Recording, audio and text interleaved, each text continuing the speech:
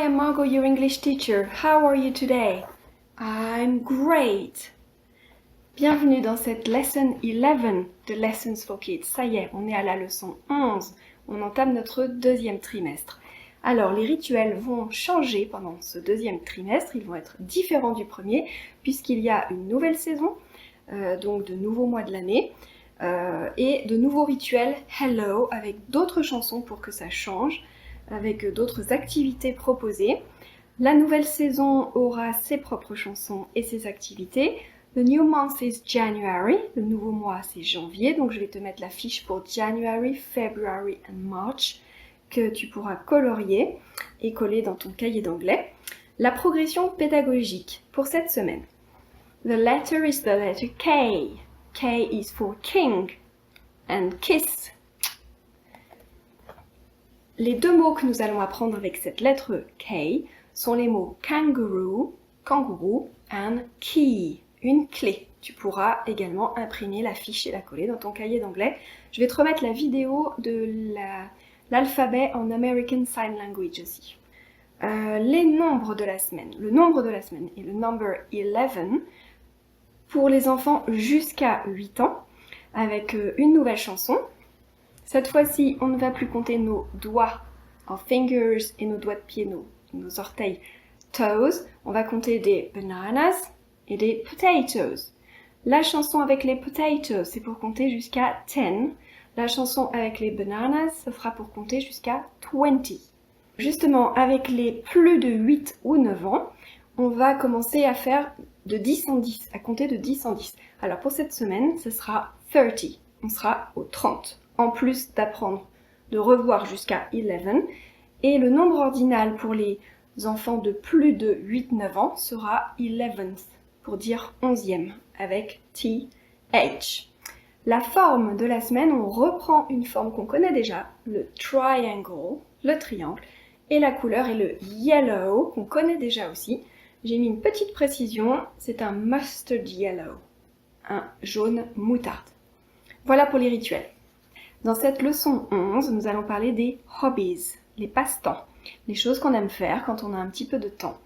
Mais avant de parler des hobbies, on va faire une révision de ce qu'on a fait précédemment dans la leçon 1, lesson 1, où on avait parlé des greetings, des salutations, and family, à propos de la famille.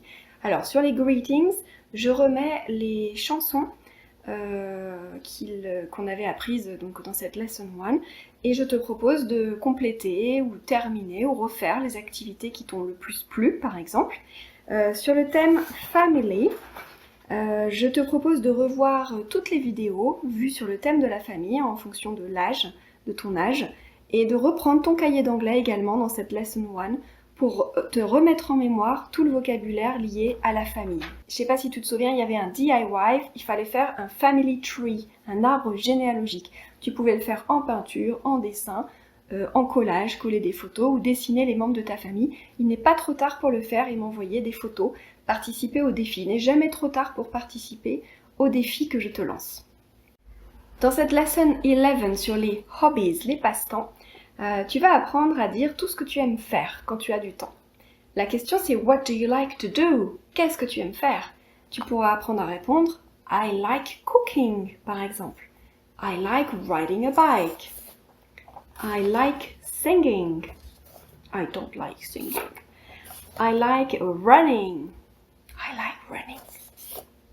I like skiing. I love skiing. I like playing hide and seek. J'aime jouer à cache-cache. I like petting a dog. J'aime caresser un chien, etc. Tu verras également en téléchargement plein d'activités, de jeux, de bricolage également, à télécharger, imprimer, colorier, plastifier, faire tout ce que tu veux, au choix. Et il y a l'âge écrit avant chaque activité, comme d'habitude.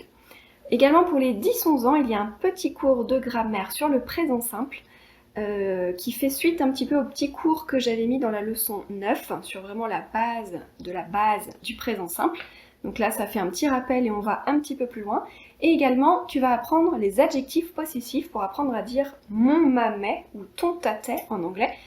On dit my, your, pour dire donc ce qui t'appartient. Donc c'était important d'inclure ce petit point grammatical dans cette leçon 11. Voilà. Également, sache qu'il y a un set de flashcards qui va avec la leçon Hobbies, qui est offert en fait pour tous les élèves inscrits aux formules famille et enseignants aux formules hebdomadaires, et qui sont en téléchargement payant autrement. J'explique sur le site Lessons for Kids comment télécharger ces flashcards. Voilà donc pour cette leçon 11 et 11. Amusez-vous bien en anglais, que ce soit en classe ou en famille. And see you next time. Bye!